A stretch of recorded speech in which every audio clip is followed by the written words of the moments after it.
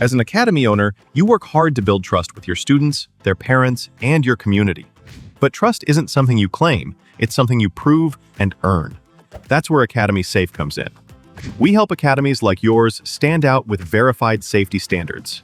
Background checks for all staff, U.S. Center for Safe Sports certification, concussion training, defibrillators on site, CPR, first aid and AED certification, security cameras, rank and lineage checks, and verification of business insurance. Join the trusted martial arts registry that's redefining safety throughout North America. Lead by example. Show parents you're accredited with Academy Safe.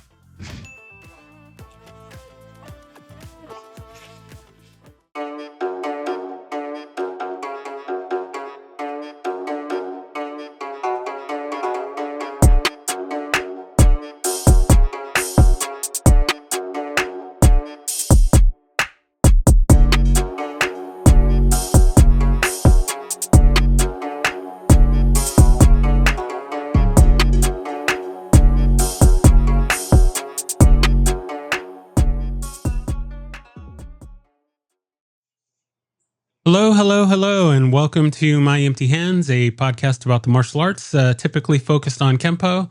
I am your host, Reggie Darden, and I'm excited to have a returning guest on with me today, Mr. Carlos Alvarez.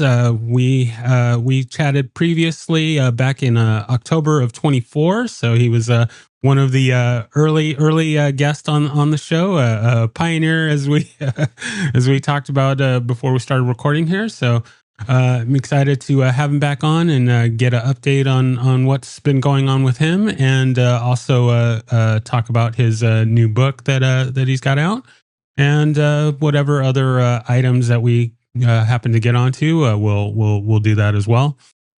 So I always kind of start things off with just a little bit of my background. At this point, I'm training in multiple martial arts: American Kempo, Aikido, Brazilian Jiu-Jitsu, Muay Thai, and Capoeira. I also have some experience in Taekwondo and boxing. And so, yeah, I'm just busy, but I have fun training. And actually, as we're recording here, I'm still nursing a bad knee here. I believe I haven't got an official confirmation from the doctor yet, but I believe I tore my MCL last week, so my knee has been not feeling too great. But I think I'm getting around a little bit better than I was last week. So maybe it's healing. But yeah, I should probably go to the doctor and get it checked out. But yeah, I don't have time for that. We got to do some podcasting. So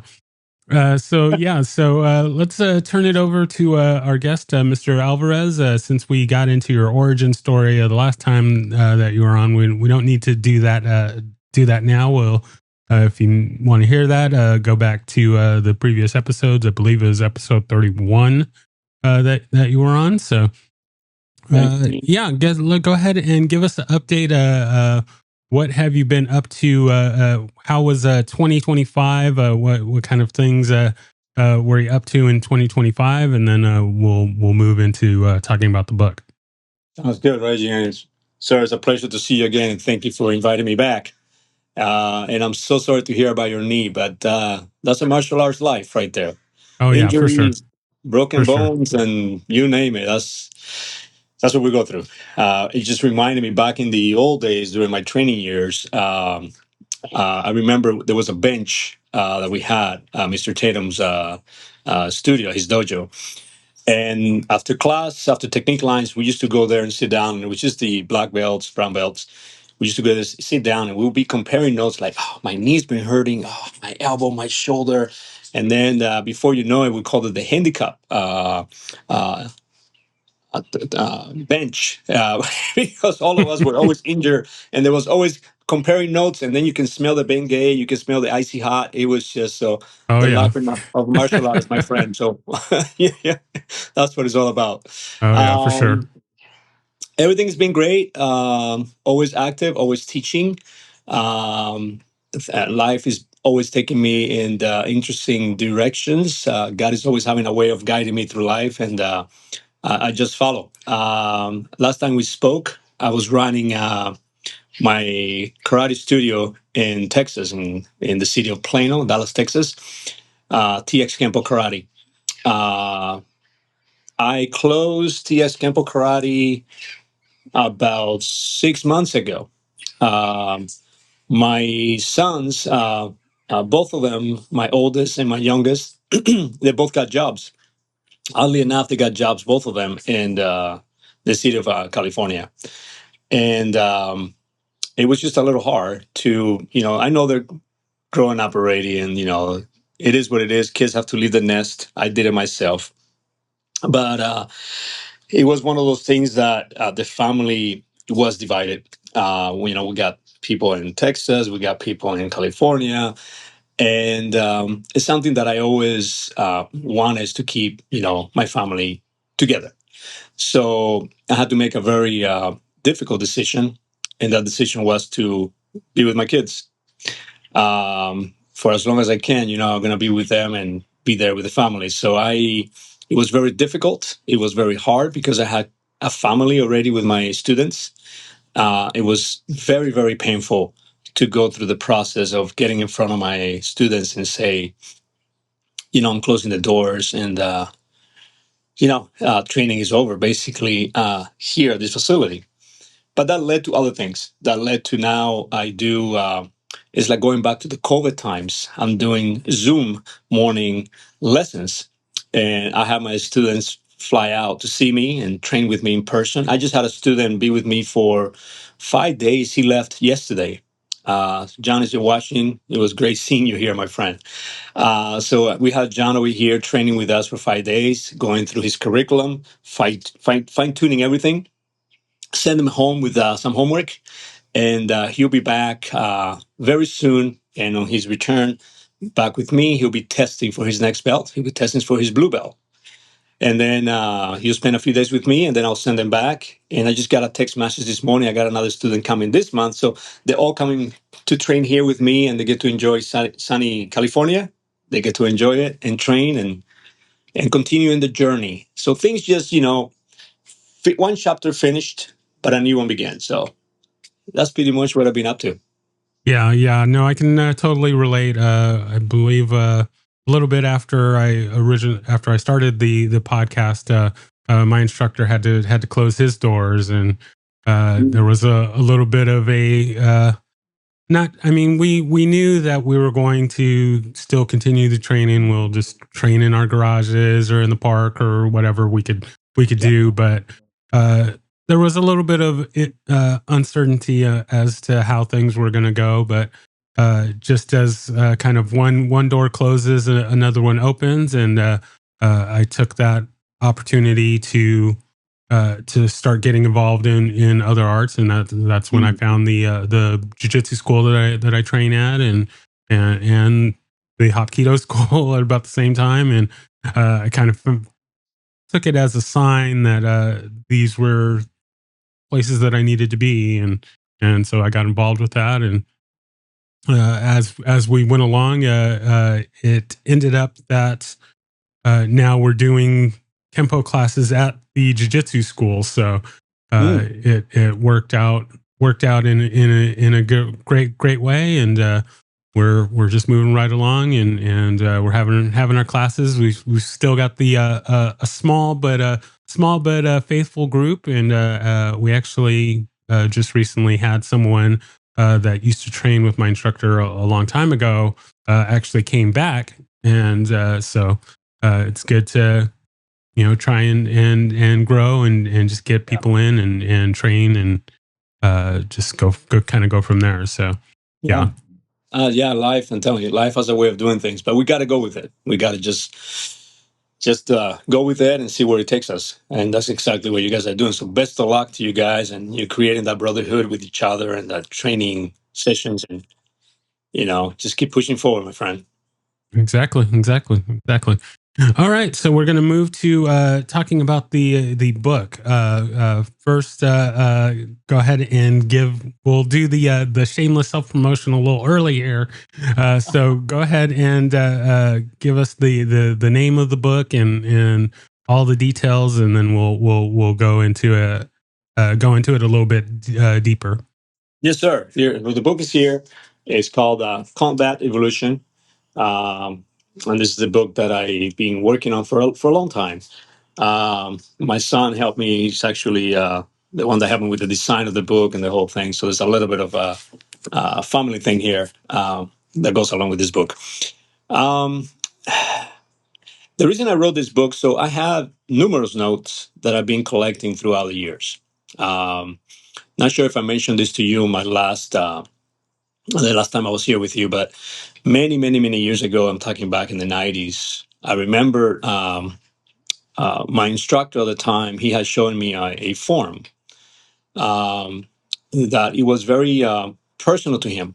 And we went through the process, and it took a long time to learn the form. It had like 280 pieces. I mean, it was a very long, complex form. And he taught me this form, and I was too eager to keep going through my curriculum to get ready for my test. So I started working on my current form and my current curriculum, and I kind of left that form behind me. And one day, there was a little seminar that we had at the school.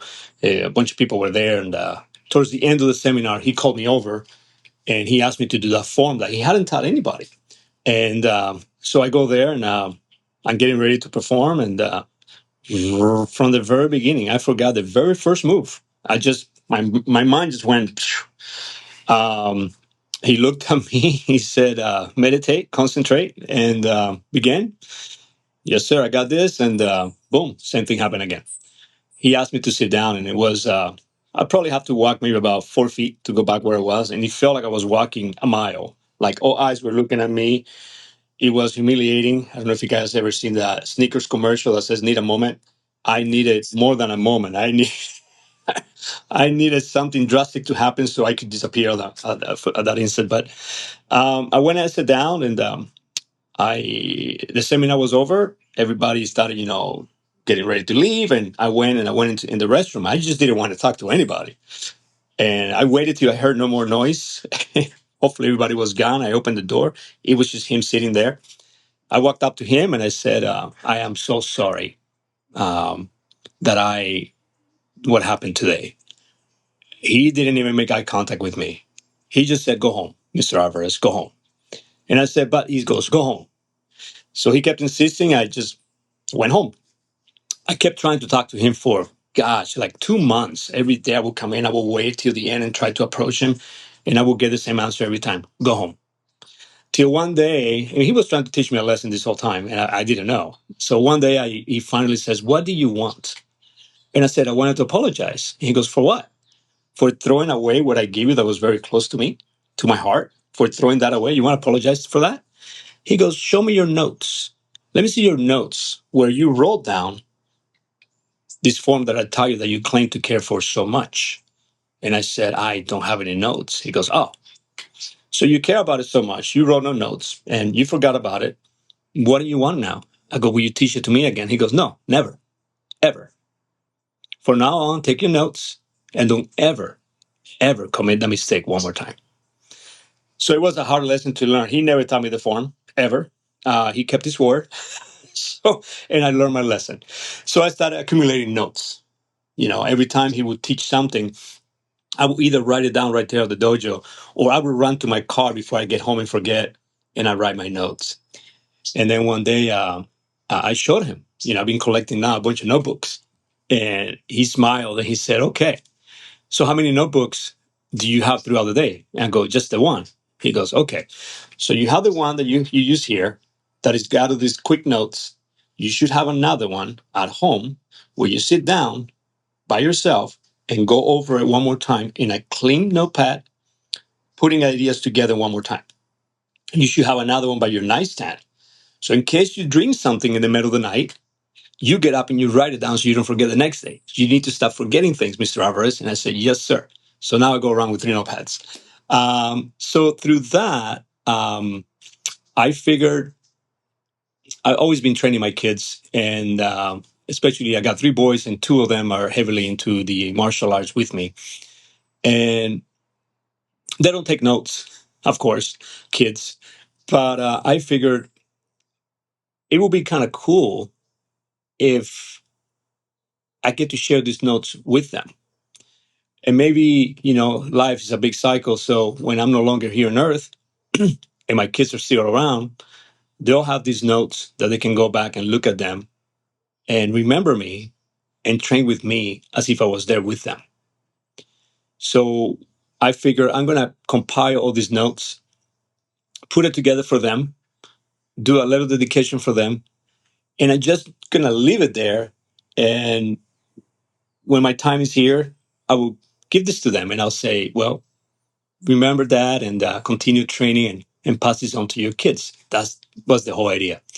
So I started writing this down, and then I said to myself, well, I would like to put it in a book so it's organized for them. I have terrible handwriting. I write worse than a doctor.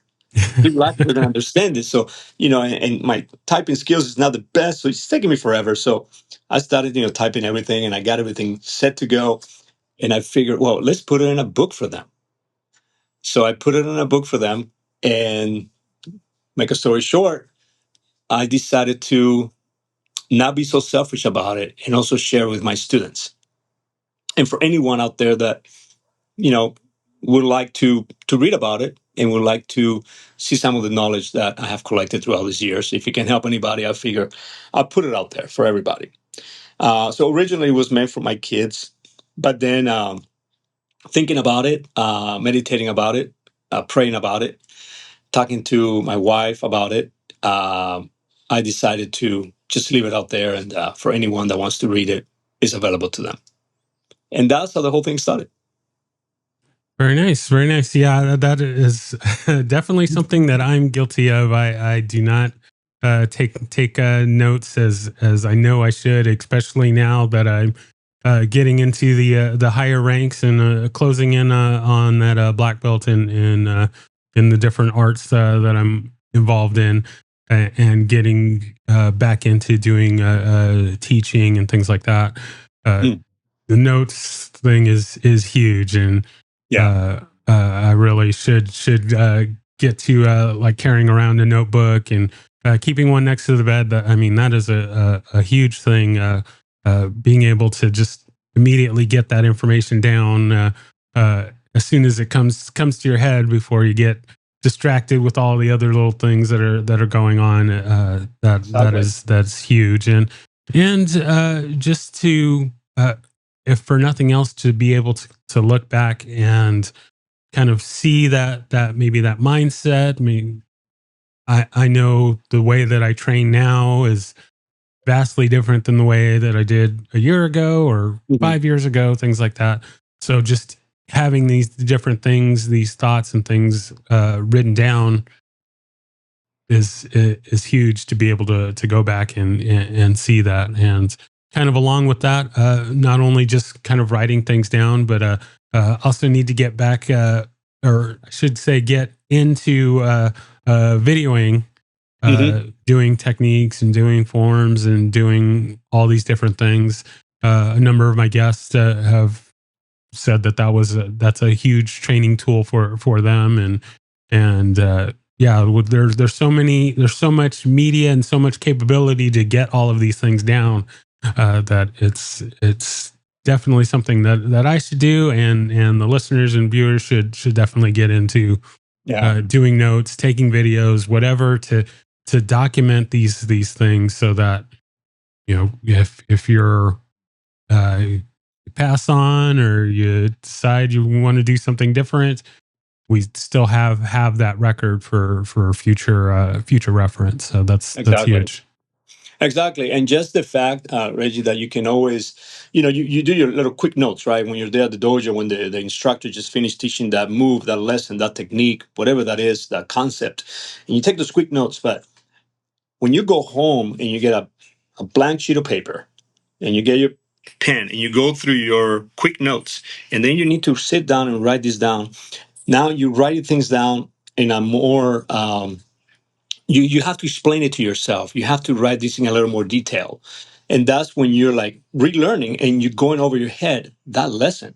So you're reinforcing in your brain whatever that technique was, whatever that move was, because you're forced now to writing in a way that you have to be a little more detailed. I'm not sure if that makes sense, but that's the way it was for me. Quick notes, and then I got home and I have to write everything, and the foot is in this direction, and the hand is here, and this is that, and the angle is here.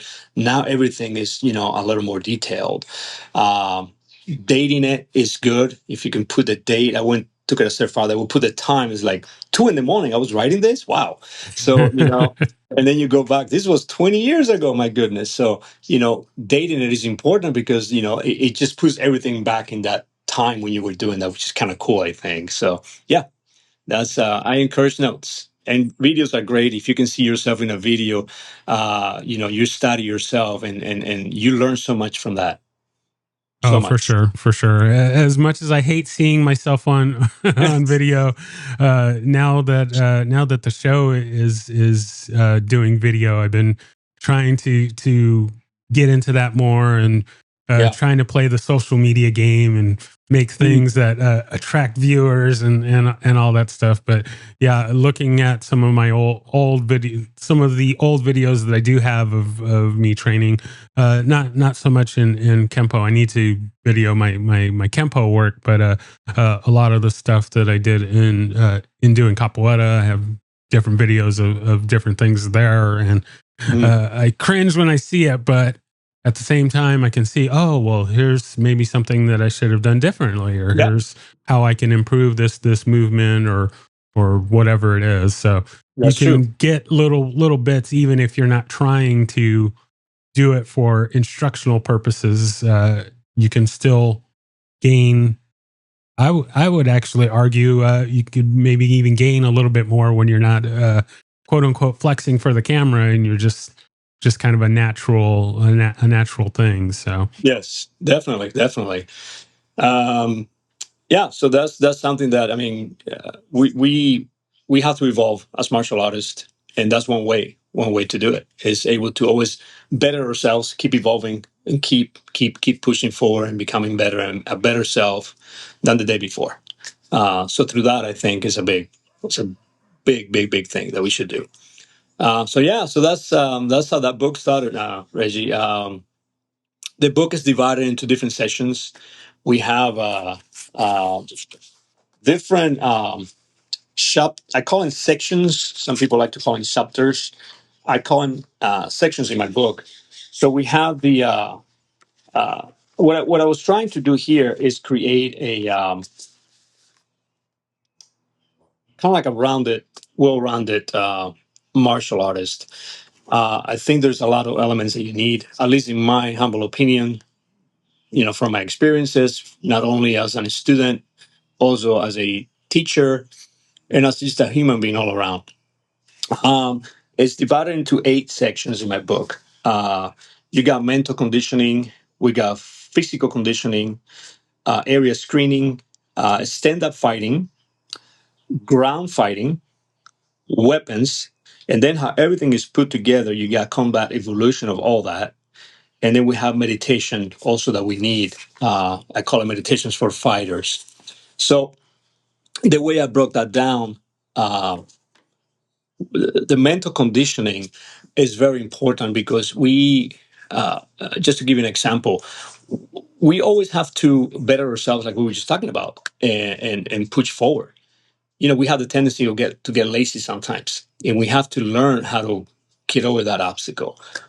Simple examples like you're doing push-ups, you exercise and you're doing your push-ups, and you're going to do 20 push-ups. So mentally you're telling yourself at 20 I'm going to be exhausted and I'm giving up. I mean, you're telling your body, try that exercise yourself. You do 20 and you're like, yeah, that 20 is like, okay, but you can do 25 if you put your mind to it.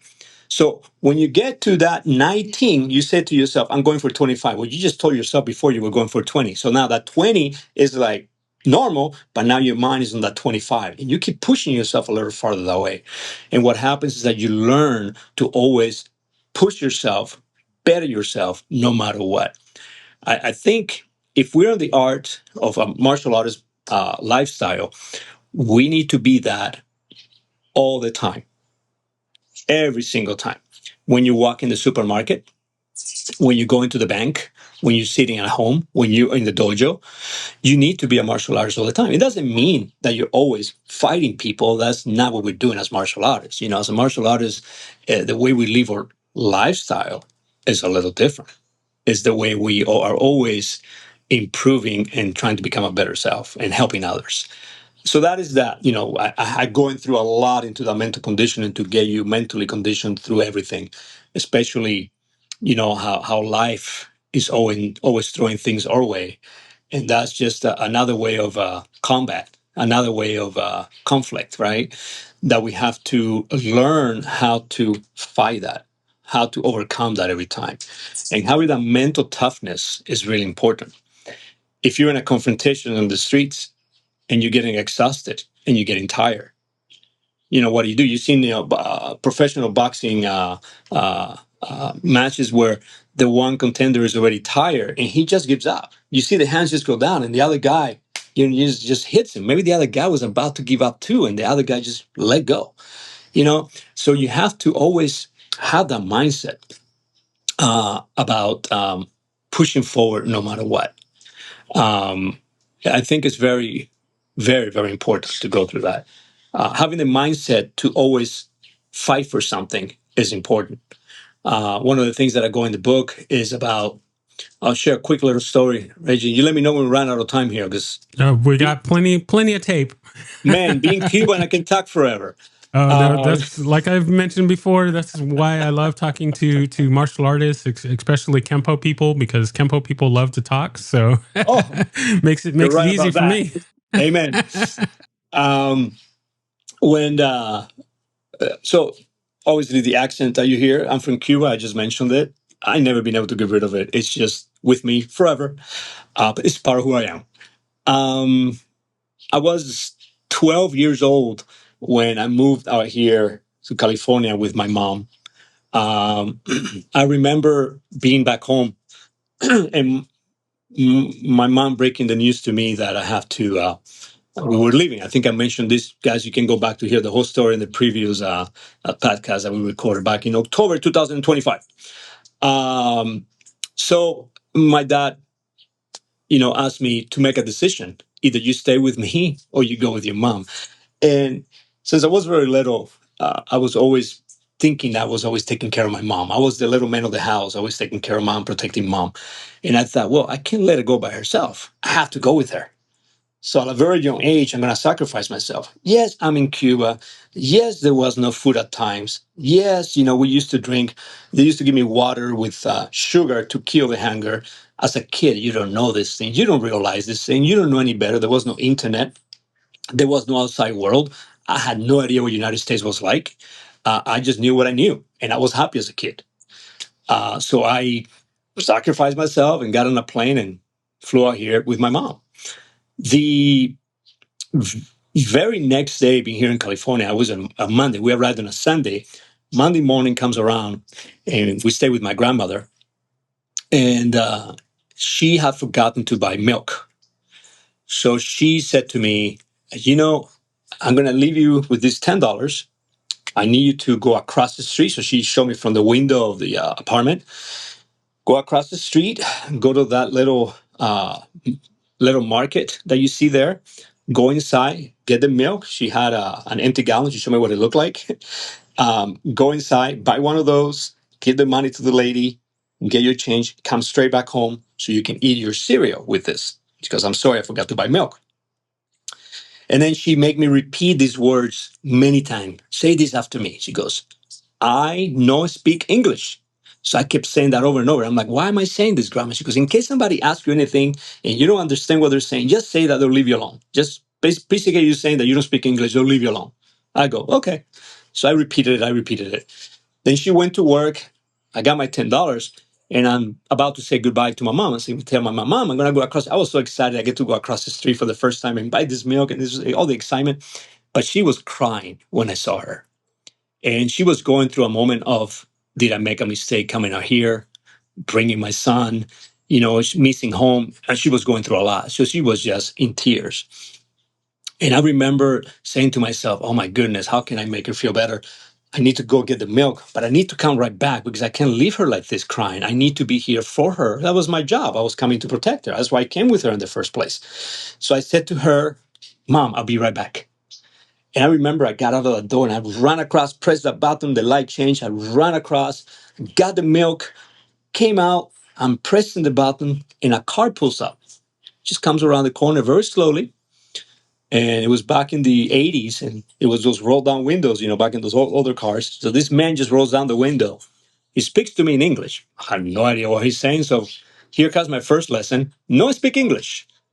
Well, he starts talking to me in Spanish. And I'm like, okay, I understand this man.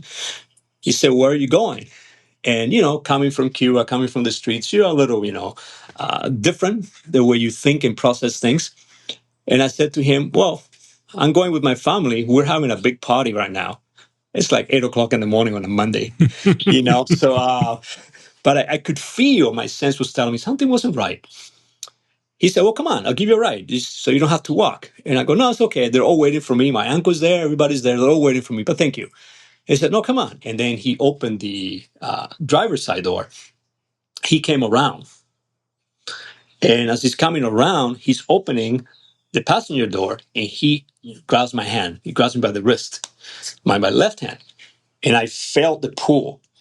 At that moment, even though as a kid I was doing a little bit of martial arts in Cuba, but I was not a trained fighter or anything like that. As a kid, I would have been terrified. I would have been scared. I would have frozen in a normal situation like that, and not normal, but in a situation like that, and God knows what he would have done to me. The only thing that I had in my mind was my mom. I needed to get back to her. She was crying. She was devastated. She was sad. And I made her a promise that I would come back. And that's all that was in my mind at that moment. I didn't know exactly later on through life in martial arts what that would represent, but that's the only thing I could think about. So I swung that gallon of milk at that man in the face, and he let go of my wrist. I turned around and I ran back into the store, jumped over the counter. People are yelling at that, probably thought I was going to rob the place, which was a good thing because now they're calling 911. So, make a story short, police showed up. They asked questions. They took me back home. They came back in the evening, showed me that book with pictures. I couldn't find the guy in the pictures. Um, but that was a time here in California where there have been a few incidents of people getting, kidnapped and kids were taken away and all that crazy stuff. But what I learned is that I had something to fight for. So it wasn't skills. It was my mindset. It was my heart. It was a promise. And I needed to keep that promise. I had a responsibility. That's a mindset that I have used throughout my years of teaching my students. And I always tell them, in a situation like this, you can't give up. If you're getting hurt, if you're getting hit, if you're getting stabbed, if you're getting whatever, you can't give up because you have something to fight for. And you got to find what that is. If you have a family, it's your family. If you don't have a family, if you're by yourself, it could be a pet. It could be your dog. Who's going to go home and feed the dog? You have to have responsibility. So I need to go home and feed my dog. He's going to be hungry. He's going to die of hunger. I have a responsibility. And that person on the street is not going to take me away from that responsibility or from seeing my loved ones. I need to get home. I need to open that door. I need to see my children. I need to see my wife. I need to see my pets. That's what I live for. I need to come back the next day and see my students. That's what I live for. And no one out there is going to stop me and prohibit me from that. So I tell my students, you have a pet, you have the dog. If you don't have a pet, get a goldfish, get something, whatever it is. But that is part of the mindset. So that's one of the things that I go through in my book as well. And then, of course, Reggie, then there is the other section for the physical conditioning. We need to be conditioned not just for fighting only. Yes, fighting, we need to have that stamina. We need to have that, but we need to be healthy. We need to be in shape for our family, for our loved ones. I want to be here as long as God allows me to be here with my family. So I want to be in shape. I'm getting a little older. So, if I'm going to have a situation out there, I need to be ready for that. And going through my physical conditioning, it's not about going to the gym. I never owned a gym membership. It's not about going to the gym and pumping weights. Nothing wrong with that. People do what they do. But for me, when I do my training, it has to go with my martial arts. It has to go hand in hand with it. I can't go around lifting weights. Okay, I'm doing that, but how is that helping my technique? How is that helping me the way I fight? So I have to come up with ways of doing things that I'm always training for fighting.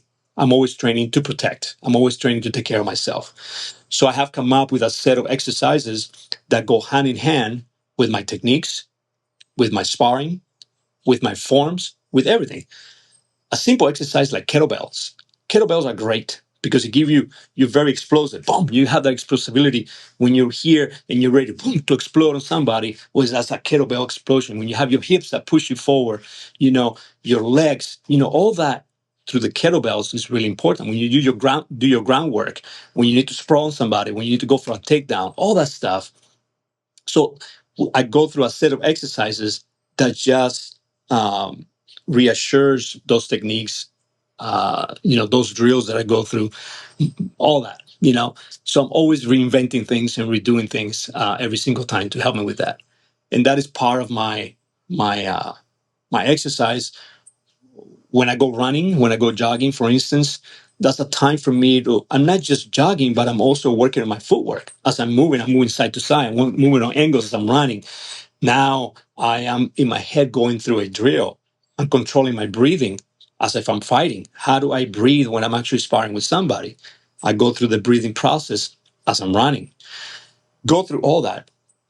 Sometimes I don't use music. Some people like to run with music. I don't because when you're getting exhausted and you use the music to help you. What if you don't have the music? Now you have to dig really deep in there to really get through that extra, whatever distance you want to go for. So now that goes hand in hand with the mental conditioning as well. So now they start complementing each other. Then we go into the stand-up fighting. We're going through that. So I go through a bunch of drills with that, and from my experiences, we're going through. Then we're going to the groundwork, which I'm happy to hear that you doing your jiu-jitsu is amazing. As an amazing art, I have so much respect for those jiu-jitsu guys. My goodness, Reggie, I remember thinking I was so good at my stand-up, so good, and I went into the jiu-jitsu school. They got me on the ground, and man, I was like a fish out of water. I had no idea what was happening, what were they doing to me. I was like, what just happened? I mean, everything went out the door. My goodness. So thanks to the Gracies, they really screw things up for us because if you're humble enough to understand, you know that you need that in your arsenal. Those guys that say, oh no, I'll block their eyes out or I'll punch them in the groin. Yeah, well, they can do the same thing to you. And Exactly. And how do you know that they have no idea? So that's just ego and people talking that don't want to just evolve, don't want to learn, don't want to just accept the elephant in the room and deal with it. So I go through that because, like I said, when I was put in that situation, I was like, okay, sign me up. I need to figure this out.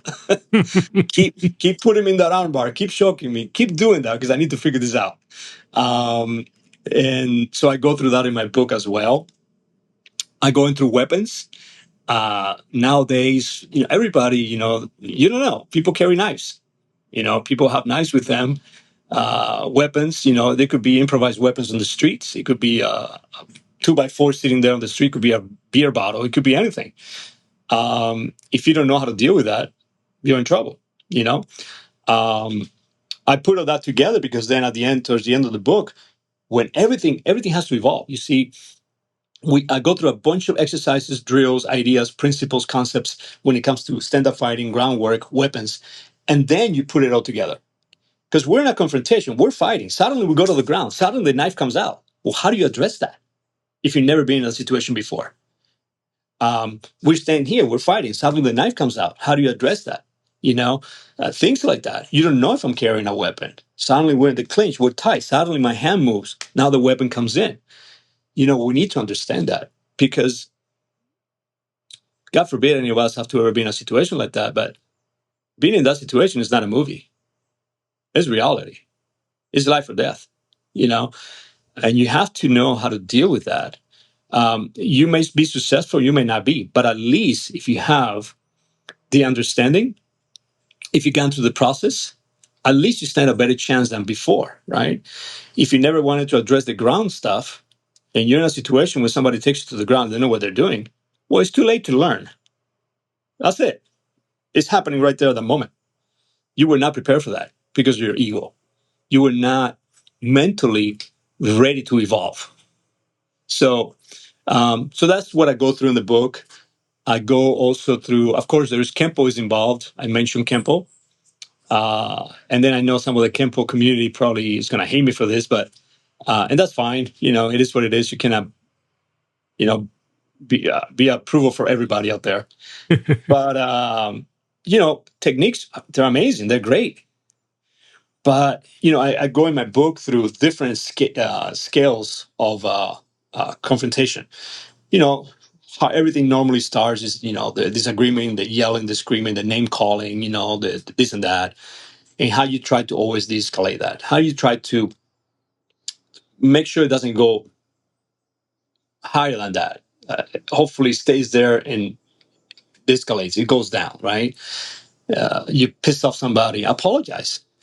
No big deal. Just apologize. Don't try to be that hero that I'm gonna punch that guy, this and that. Well, there's laws, there's lawyers. There are gonna be problems coming your way after you punch that guy in the face because you didn't know how to control yourself because you were trying to prove something.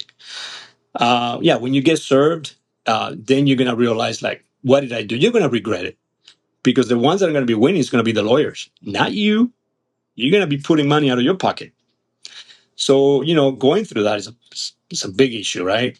So learning to de-escalate. How do I apologize? I'm so sorry. I'm a jerk. Yes. So what? Just go away. Nothing happened. You didn't get hurt. You didn't hurt anybody. Everything's good. Then you go to the next levels and you continue where you have to apply your self-defense techniques. There's a few things. I'm not going to blow everything of the book, right? But there's a few things you do before that. There's a few scenarios that you go through before that. Now you have to do your techniques. Well, are you going to do a fraction of 5 swords or delay swords that grab you, that push you? You need to have an understanding for all that. What if somebody grabs you? What if somebody punches you? What if somebody pushes you? What if somebody kicks you? What if somebody gets you for a headbutt? We have techniques for all that. You need to drill the most common attacks, right? But what if that doesn't quite work? The guy counters that. You're going to do your 5 sword. He counters that. Now you square up. Okay, well, if you don't spar, if you don't do that, if you're just a guy that only does techniques and thinks that's the answer to everything, well, you got a little problem there. Because when you square up with somebody that knows how to throw a punch and a kick and knows a little bit of a stand up, you got a little problem. You have an arsenal of techniques and extensions, right? You can apply these concepts because each technique is a concept. Each bell card is a concept, by the way. Each bell card has, in the Kempo curriculum, has 2 to 3 concepts only.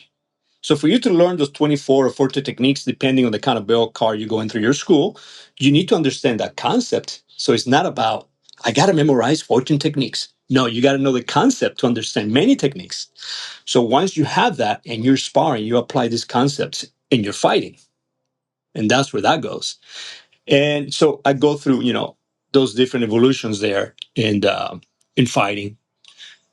And then the very last part is the meditation part in my book.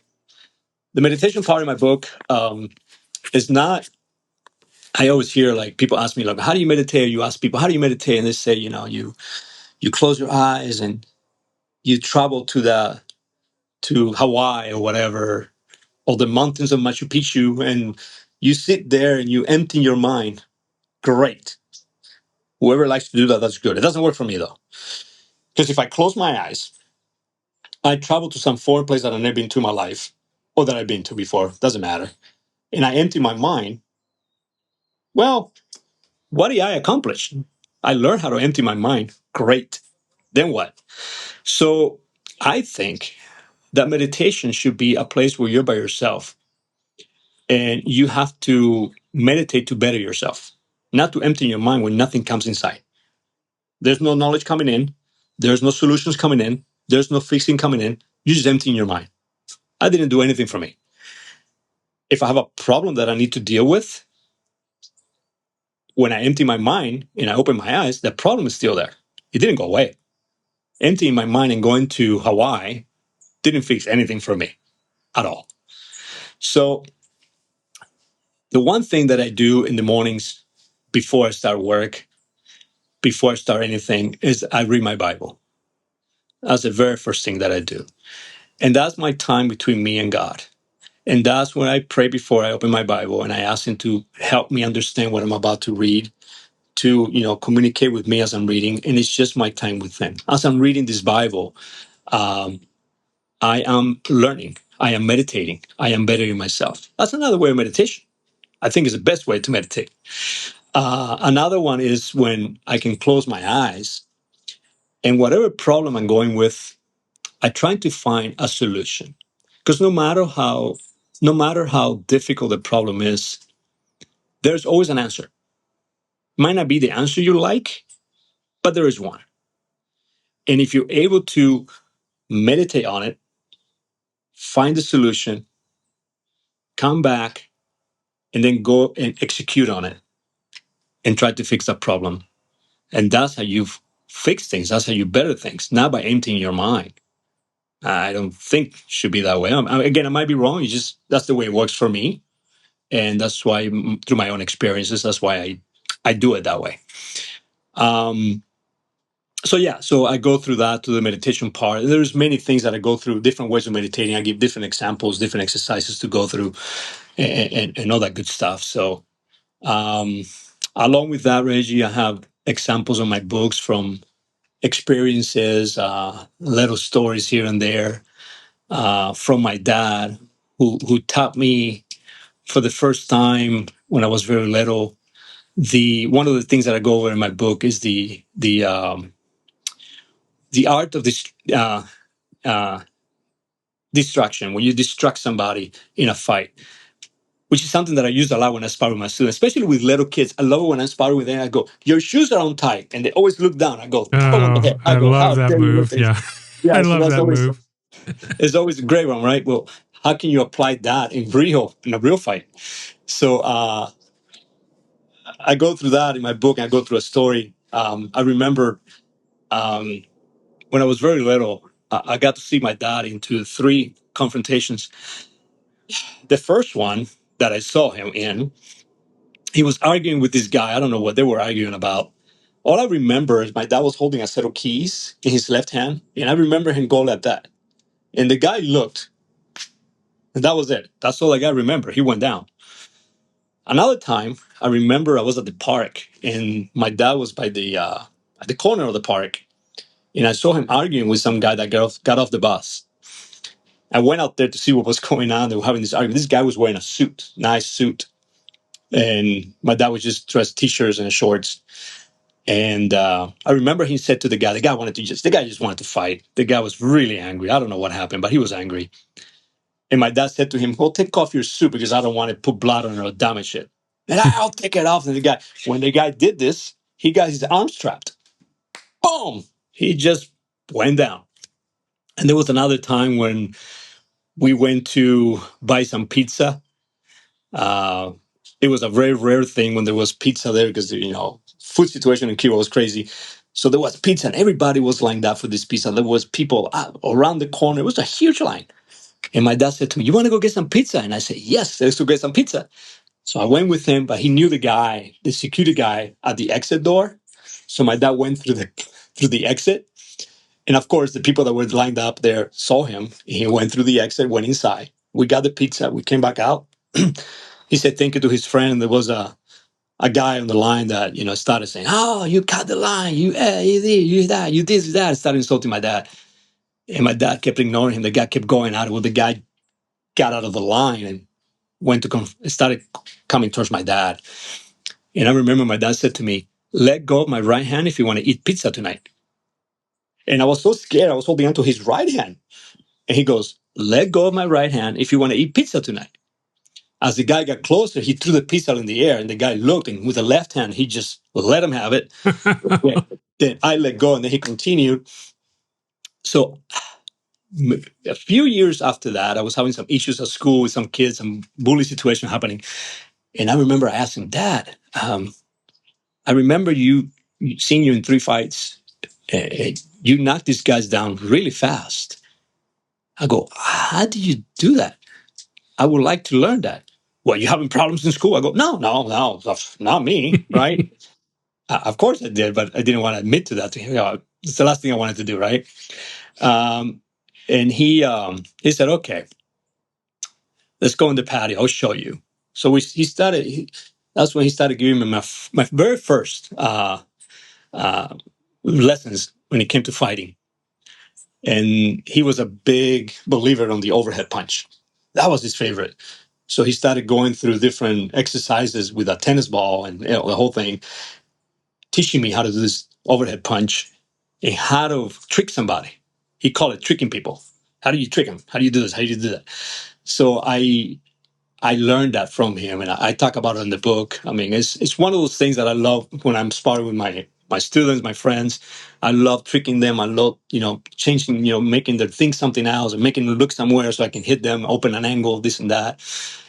So those are the things that I go through in my book, Reggie.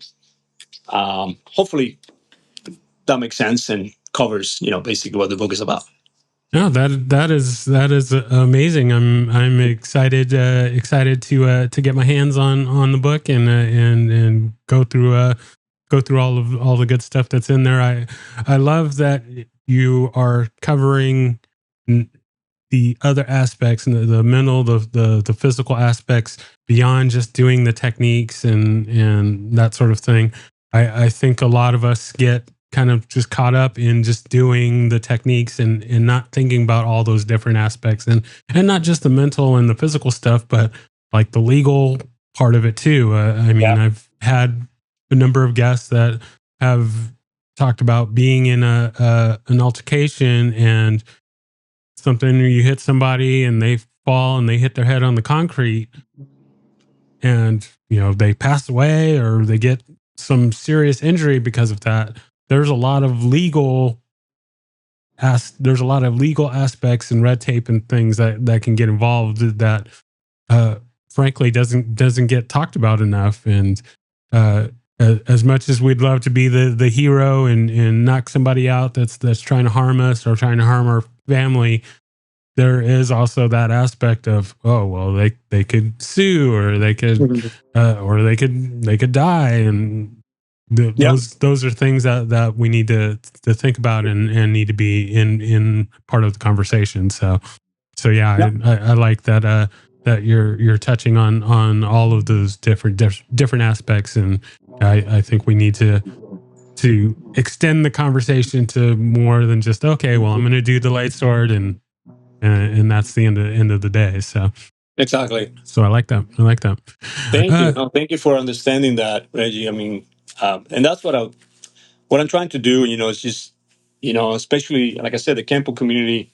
Um, I wish a lot of the practitioners would understand that it's not just about the five swords or the delay sword, the deflecting hammer. It's not about that. It's beyond that. It's way beyond that, and it's having that connection. With the art, with yourself. Um, I think personally, I know there's people have different beliefs, but I think having that connection with God is very, very important. I personally think that God is the ultimate warrior. He is. If we think about it, when he was taken to the cross, I mean, he was not afraid. He didn't cry. He went through a lot, and he could have destroyed everybody there at that moment.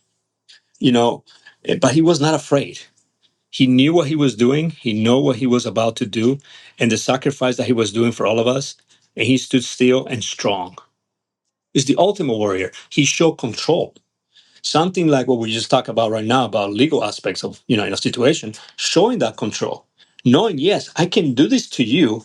I can destroy you right now, but I'm choosing not to. I'm choosing to walk away. I'm choosing to remove myself from the situation and not about ego, anger, and all that, because that's not what God did. So he's the example that I follow through my martial arts. And he is the ultimate teacher. He's the ultimate warrior. So his examples are amazing. So when I read that Bible, I use my martial arts. When I read the Bible and I see when we have to always have that armor on us, the armor of God with us, because we get attacked by evil spirits, that we're always trying to fall into temptation, this and that. And there's all these situations happening around us nowadays that we need to have that armor with us. Well, that's the same armor that I have now when I'm on the streets. Awareness, my skill sets, I'm walking with all that is my armor. The whole process that I go through as a martial artist, being that martial artist, is my armor around me. So I believe, my humble opinion, that the Bible is a great book for a martial artist if you start reading it and understanding it that way too. Just my opinion on that. I like it. I like it. I like it.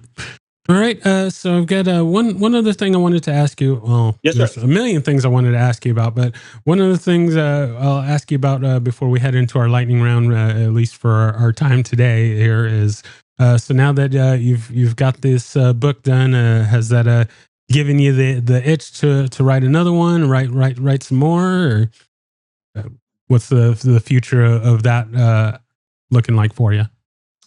Yes, great question, Reggie. Great question. I said it was complex to write this thing.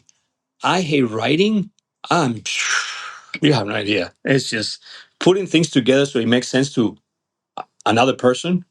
Nightmare. So I said, no, that's it. That for me was a big task and a big accomplishment. And then I started thinking, I always been wanting to write a book. There's always been a book in the back of my head that it's not really martial arts related, but it's about my childhood. And I remember when I was little, I always had that.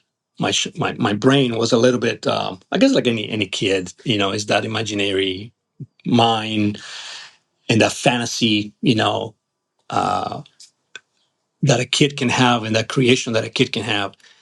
And I always, I remember my best times as a kid was in Cuba, um, and because it was really not much, it's not like here that you can go to the store and buy a bunch of toys and stuff like that. You have to create your own toys, make your own toys, and you have to have an imagination. Um, and I have so many stories from my grandparents, a lot of that I learned from my grandfather, and things that I saw that I would share with my kids and my wife, and they just start busting up because it's just such funny stories. And I thought, oh, it'd be so cool if I can write a book, but writing the book with the mind of a little kid, the imagination of a little kid, the creation of a little kid, looking in the sky and seeing the stars at night and seeing, things in the sky, seeing like a horse, seeing like a little movie, because there was no movies for me to see, right? So I'm create my own movies, and I would see this as a kid. I would see these things, and it was just my mind, just the mind of a kid. But anyways, it's something that I've been thinking about, and I may take on that project soon. Very nice, very nice. Looking forward to that. And yeah, hope that comes to fruition, and we can check it all out. Thank you, Uh, sir. all right. One other thing that just I was thinking about it earlier, and then kind of forgot it, but now remembered it, and so I'm going to do a little shameless self promotion here, and we were kind of talking about the jujitsu stuff a little bit ago, and I urge you and the listeners to go back and check out episode I did with one of my jujitsu professors, Philip Bullock, and he has a fantastic story. He was I guess he's always, but he was a Kempo black belt, and then got exposed to Brazilian Jiu Jitsu, and he has you will love his story of how he got into Brazilian Jiu Jitsu, coming from Kempo. So I'll check it definitely out. go back and check that out. Definitely. But yeah, so let's go ahead and go into our lightning round here as we wrap up our time here. We'll see if I believe I asked you these when you were on before, but so we'll see if maybe your answers have changed at all. So Uh-oh. First question. No pressure. There's no wrong answers Not here. So. whatsoever, Reggie.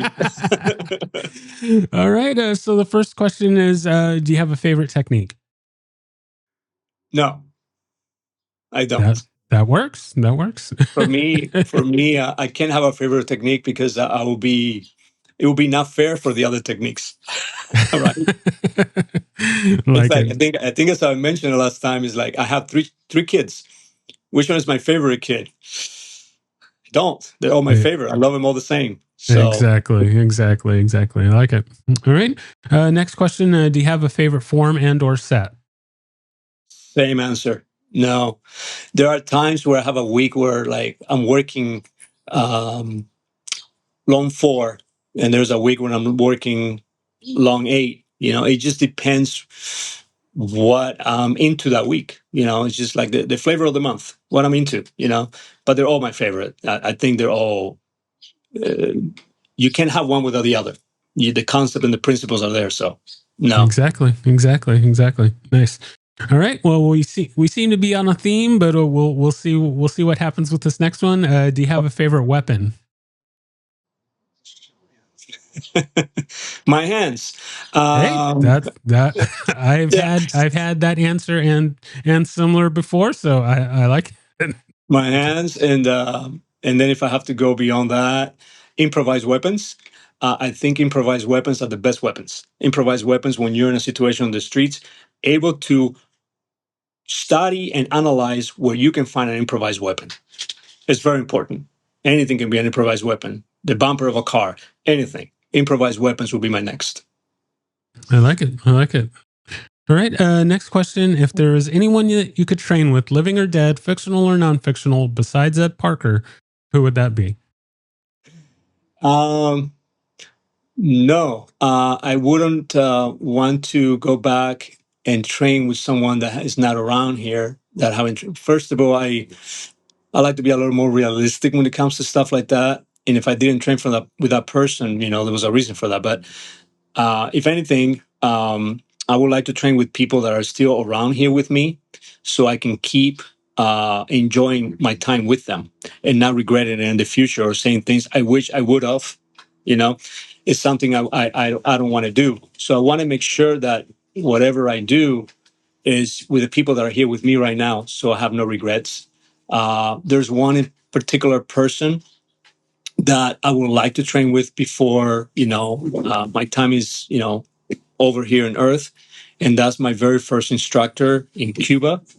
He's still alive, he's still around, and we touched that last time in the last podcast that we were here. So I would love to travel over there and not tell him anything, just knock on his door and wear my white gi like he used to have me with my white gi and my white belt and say, "I'm here for my lesson." And I would love to see the reaction on his face, and then I would love to go in his backyard and have him teach me something. I think that's what I would do. I like it. Great answer. All right. So now we are going to officially do the shameless self promotion. So if anything else and or including your book that you'd like to plug, or if there's anything else that we hadn't covered that you wanted to make sure to get out, you now have the floor, and then we'll close out from there. Thank you, Reggie. Yeah, anybody out there listening, if you have any questions, you can look me up in the social media. I'm under Combat Campo. You can look me up in TikTok, Instagram, Facebook. Any questions you have, send me a message. I love to talk to you. If anything I can help anybody with, that's what I'm here for. If you get the book, if you buy the book and there's questions you have on the book, anything you don't understand on the book, feel free to reach out and ask me. I'll reply to you. If you want to get in a phone call with me, we can get in a phone call. I'm here. I think I'm being put here on earth to help, and it's something I love doing. So anyone that needs anything, feel free to reach out. Excellent. And yeah, I will get those links and such in the show notes. So yeah, I just thank you so much for being on again and sharing your stories and telling us about the book. Like I said, I'm looking forward to getting it on my list here and checking that out. And Thank you. yeah, I just will keep an eye on what you're doing, and yeah, you have an open invitation to be on any time, and Thank you, Reggie. yeah, I just thank you again so much for being on, and I think everyone's going to enjoy hearing and seeing this, and yeah, we'll look forward to the next time. Thank you so much, and thank you for the invite. It's always been a pleasure being here with you. Thank you for what you're doing out there, for putting this out there, the martial arts uh, in your podcast for everybody. Thank you. You're doing a good thing, and I've been following you. I've been watching your podcast, and I've been watching the people you had over, and it's been great. So keep up the good work, my friend. Yeah, like I said, as long as people keep saying yes, I will keep doing it. And for those that I'm still working on and I've been poking and bothering for a while, you're just gonna have to deal with it. I'm gonna keep keep at it. Sorry, I'm gonna kind of throw him under the bus a little bit, but I'm working on been working on Mr. Larry Tatum for a while, and he's we're gonna get him one of these days. So. He'll be a great guy to have on your show. He's amazing. He's an amazing instructor. He's goodness. A lot of people are gonna hate me out there, but I know he's one of the best, if not the best. He's amazing. The way he knows motion, the way God he moves like a 19-year-old, and you look at him and you go, "Wow! Like how does he do that?" He's gonna Exactly. be an amazing guy to have on your show. Exactly. All right. Well, thank you again, and yeah, we'll talk soon. So thank you. Thank you, Reggie. Have a good day, sir.